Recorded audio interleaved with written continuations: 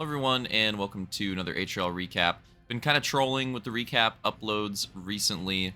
I've recorded recaps for like the last 4 or 5 weeks. How many of them have gone up? I don't know, probably like 2.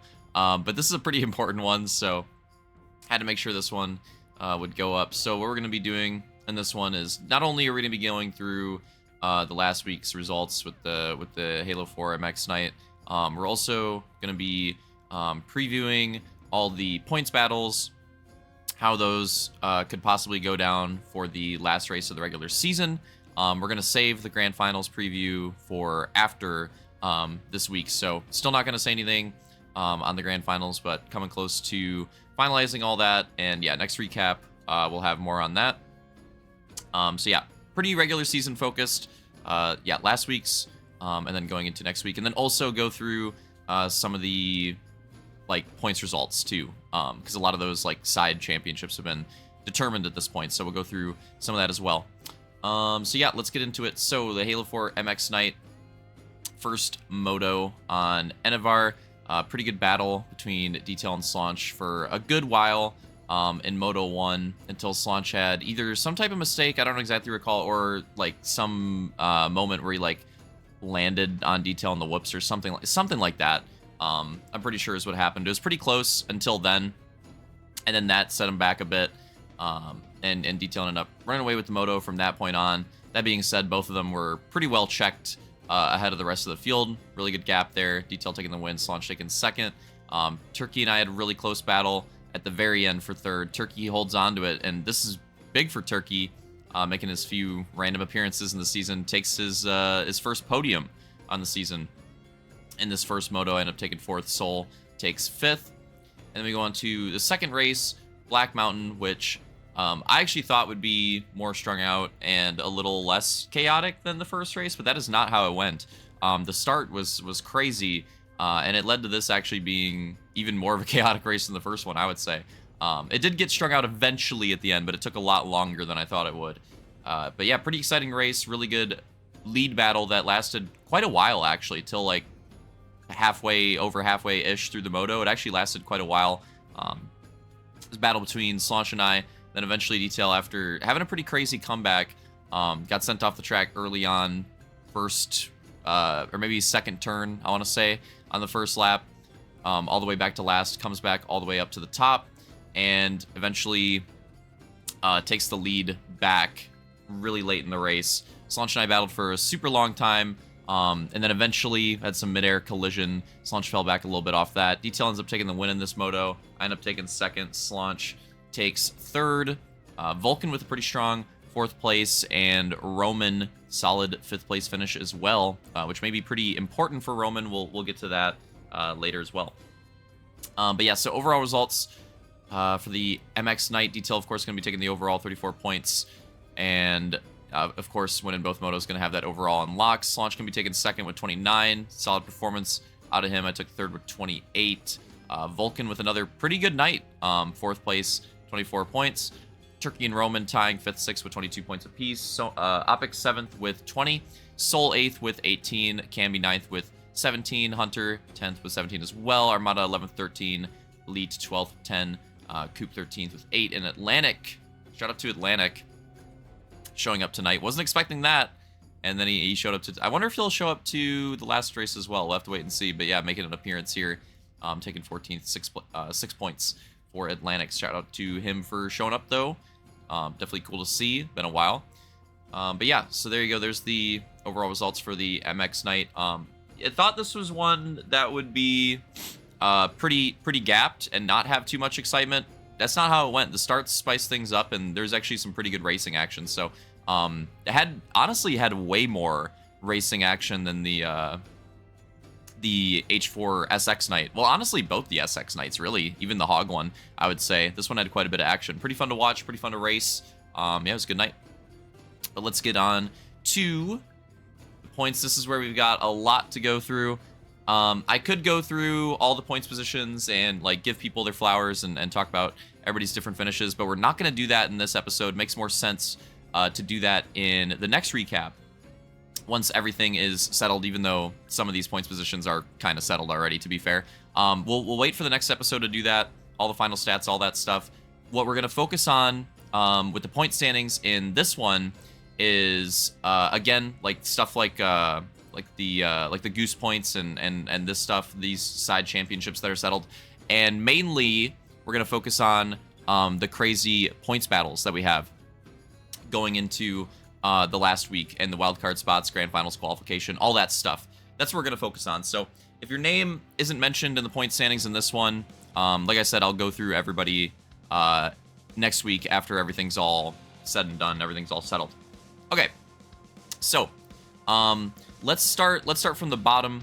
We're gonna go with Real Deal. So the reason why we're starting with Real Deal is because he's in that bottom, that last wild card spot. Now, technically, with where he is in points, he's actually, oddly enough, I mean, he's technically in the lead of that wild card spot because it goes by the wild card points.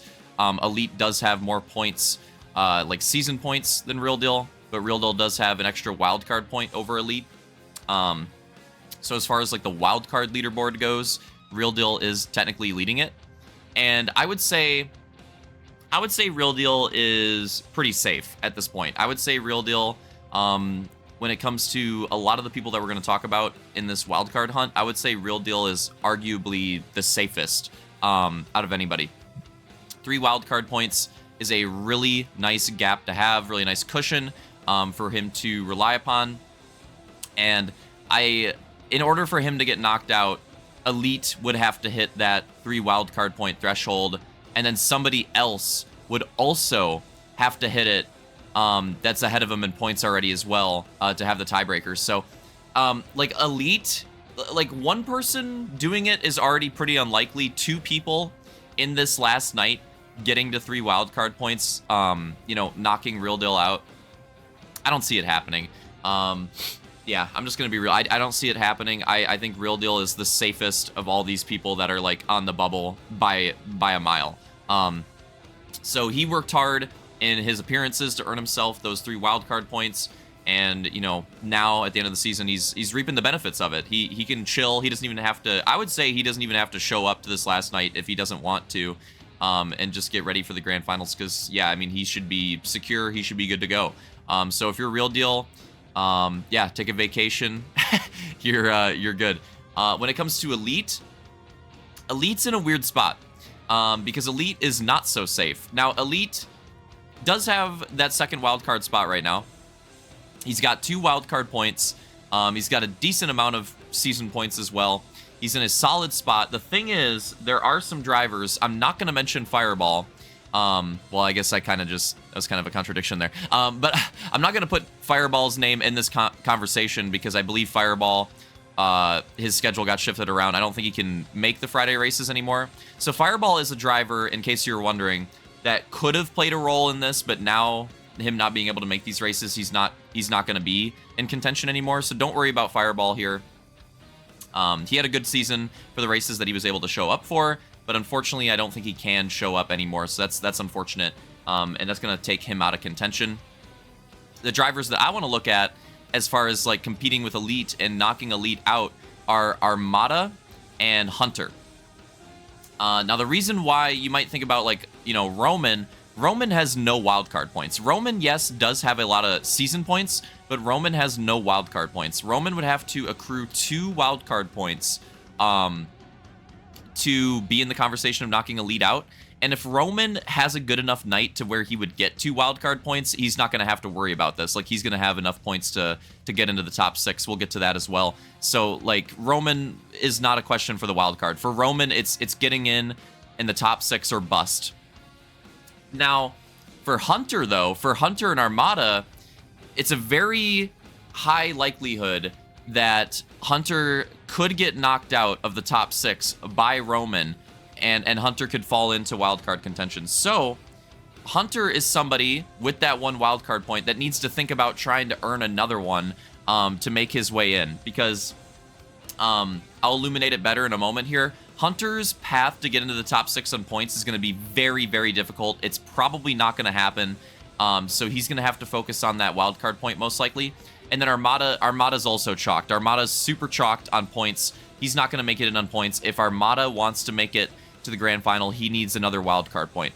Now, Now, Hunter and Armada do have one already, so all they got to do is get an overall podium or a moto win or an overall win. Yes, that's probably the least likely, but that could work too.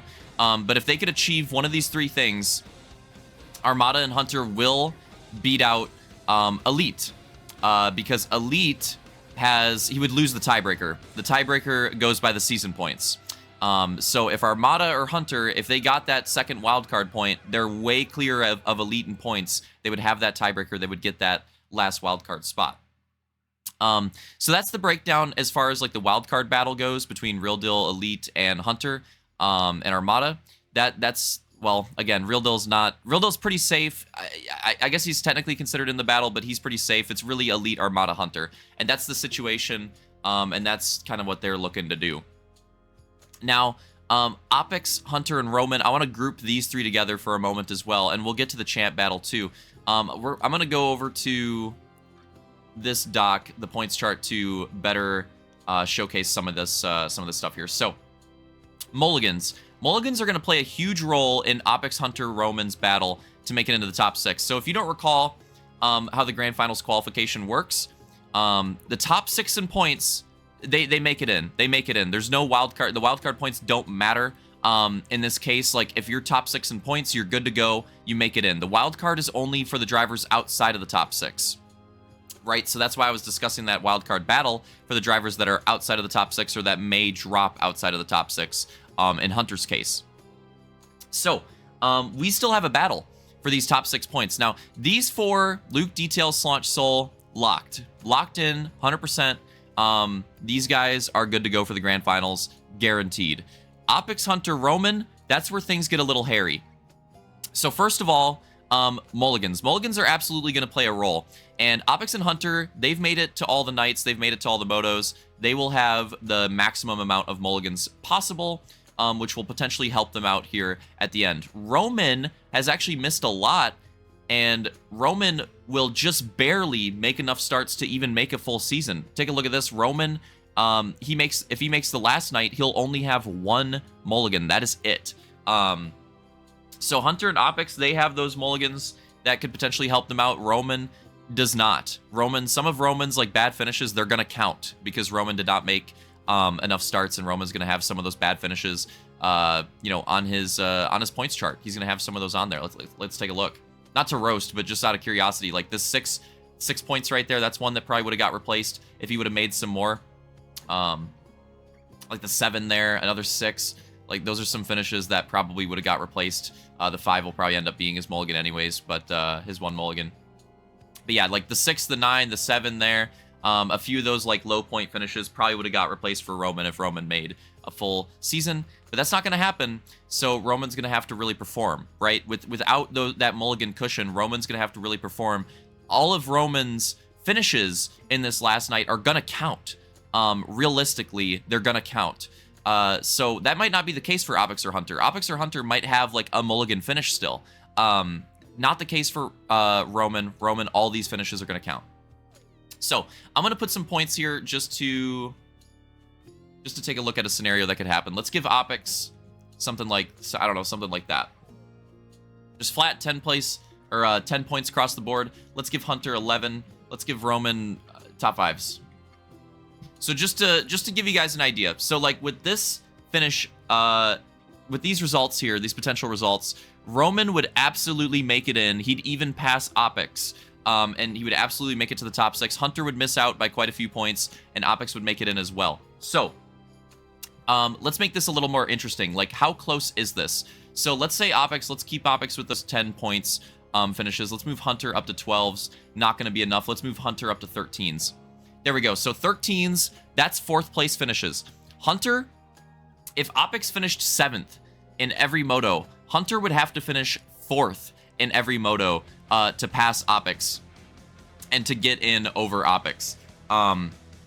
So basically, for Hunter to get in, he's going to have an incredible night, or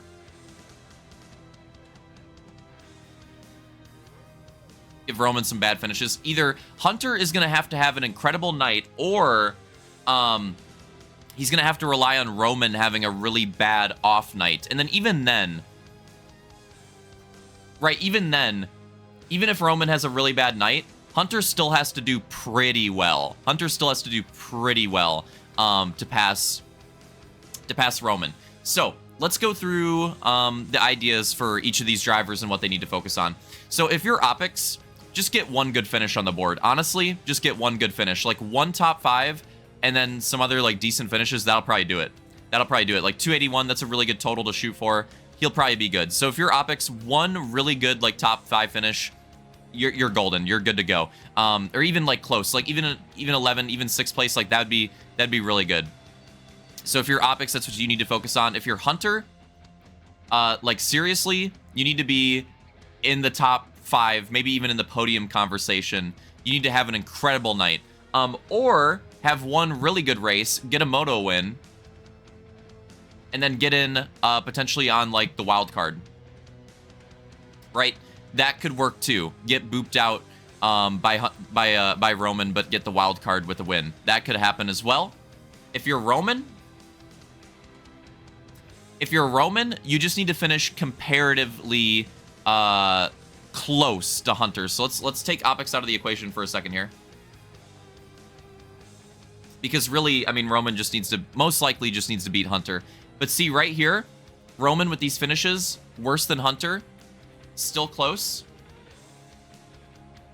And then even here, quite a bit worse finishes than Hunter, and still able to finish him ahead of him in points. So for each driver, this is what you need to focus on. Hunter, you either need to have an incredibly consistent night or get a win. If you're Roman, or rely on Roman to have an all-time bad night as well. That could also help Hunter out. So if you're Hunter, that's what you need to focus on. If you're Roman, you just need to finish close to Hunter. Realistically, right? You just need to finish close to Hunter. Look at this. Roman could finish one position behind Hunter in every moto and still beat out Hunter by 3 points with the way everything works out. So if you're Roman, just finish close to Hunter. And then if you beat Hunter, even better. Like if you beat Hunter in a moto, you're probably good, honestly. And then again, if you're Opix, one good top 5, you'd probably be golden. You'd probably be golden. Like one good top 5 and just like some average finishes. It doesn't even have to be anything too crazy. Like 280s, if he can get to like 280, that's going to be a really hard points total. See, Roman could possibly beat it with like a pretty good night like this. But for Hunter, look at that. Hunter could get, it would take Hunter, look at this like pretty average, just decent night out of Opix. 5th place, 6th place, 7th place. It would take Hunter 3 podiums to beat that. It's going to be really hard to do.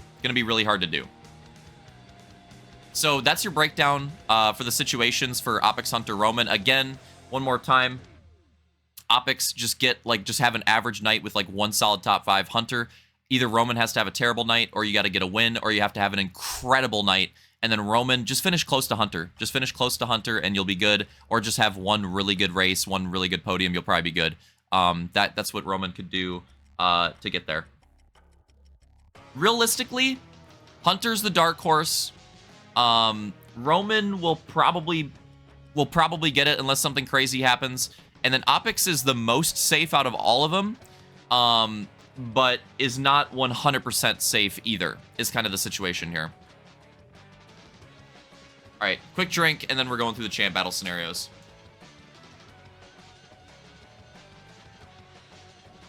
All right, champ battle scenarios. So I'm going to make it really simple. I have a 2-point lead going into the night on detail, but here's the big difference in our situations. My mulligans, I have to win. See, second places, not going to help. Second place is not going to help. So to improve my point standing, I need to get wins. Detail, that's not necessarily the case. See, he can get second places and he can improve. Now, third places, not going to help him. But second places will help Detail's point standings as well as wins. For me, it's just wins. So that's the first thing. With how close our points are, most likely what this is going to come down to is like a best 2 out of 3. With the 3 motos. You can see right here in this scenario, where I get 2 wins and Detail gets 1, I end up taking the championship by 1. Let's flip-flop that around. Detail take 2 wins, I take 1, he gets the championship by 3. So most likely it'll be a best 2 out of 3 like this. Now, what if it's something like this? We each get, let's swap this around. We each get 1 win in the first 2 motos. Somebody else wins Moto 3. Then it gets kind of spicy.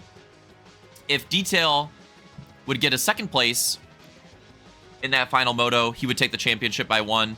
But realistically, it actually doesn't matter. He could get 3rd. He could get... doesn't matter. He could get whatever in that 3rd moto because he has the tiebreaker. We'd be tied going into Moto 3, and he gets the tiebreaker. So in a situation like this, where he could win Moto 1, I could win Moto 2, it puts us into a situation in Moto 3 where he's favored even if he doesn't win, as long as I don't win as well, right? It would put me in a must-win scenario because he has that tiebreaker on lock. So that's another scenario that could happen. Another one, this is probably the most unlikely, but neither of us end up getting a win. He could still win just off 2nd places. He could get 3 2nd places. He could take the points lead. He could get 2 2nd places. He could tie. He'd get the tiebreaker. 1 2nd place, and then worse finishes after that. That would not be enough. That would not be enough. So there you go. Really, really simple champ battle. Again, most likely going to be a best 2 out of 3. That's the easy way to look at it. That's like probably what it'll be. And yeah, like I'm probably going to have to win 2 motos. The only way I can win the night without taking 2 motos is if Detail has, you know, like doesn't take a win, basically. But yeah, well, that breaks it down a little bit. The other important thing to note is that Detail has the tiebreakers on lock. So if it's ever a tie scenario, and there are a few tie scenarios that could happen, he'll win those tiebreaker scenarios. The only way I could get the advantage in the tiebreakers is if I like fry on the night, win a lot, and then I'd win off that anyways. So any tiebreaker scenario is going to go to him. Otherwise, it's essentially a best 2 out of 3. Whoever gets 2 motos will win the night. Things get potentially a little spicy if there's 3 moto winners on the night, including us 2. But even then, that scenario would likely lead to, again, we went through it, would likely lead to a tie where he would get it, or a 1-point victory. So yeah, it's genuinely pretty simple. Best 2 out of 3.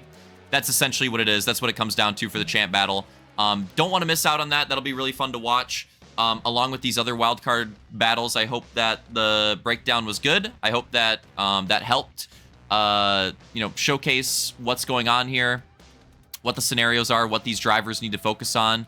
And yeah, let's take a look at some of the side championships real quick. We're going to wrap up the Hog Championship. I do think that I have this one locked in regardless, but this is the Hog points right now. Soul actually in 3rd and Opix in 4th. Wow. I think a little bit of that will probably move with the Mulligans. I think Slaunch, yeah, missing a few races. Even Roman probably move up a little bit, but still pretty crazy. That's what the Hog points look like right now. It could get a little spicier. We'll have to wait and see. The Rally points, this will also get wrapped up. Will probably go to whoever wins the points battle as well. There's the Goose points. These are locked in and wrapped up. Congrats to Detail on taking that one. So again, these Hog points, the Rally points, these 2 still hang in the balance. Goose points, host Goose title goes to Detail, 230 points, 10 wins. Really good performances there. I end up taking 2nd, Slaunch 3rd, Soul 4th, and Hunter 5th in the Gooses. GP and GK, we went through this a few recaps ago. Detail took that one as well. I ended up taking the Oval one. Slaunch really shot up. Slaunch did 2nd. Detail 3rd, Soul 4th, and Hunter 5th. Another top 5 for Hunter. SXMX, of course, Detail won this one. It's very good in that throughout the whole season. I ended up taking 2nd, Slaunch 3rd. Opix 4th. That's actually not that surprising. We talked about that a lot throughout the season. He was very good in these races. Soul 5th. So there you go. There's some of the other like division titles and stuff like that too. So go through those one more time. take a look at, you know, find your own results through these if you want. That's how those all winded up. And yeah, again, rally title will be determined after Hogabilis, as with the Hog Whisperer title as well. And of course, the actual points battle too. Here we go. Take a look. Schedule. That's the look of the whole season. And this is what we got left. Hogabilis. Next week, 3 more motos to determine the winner.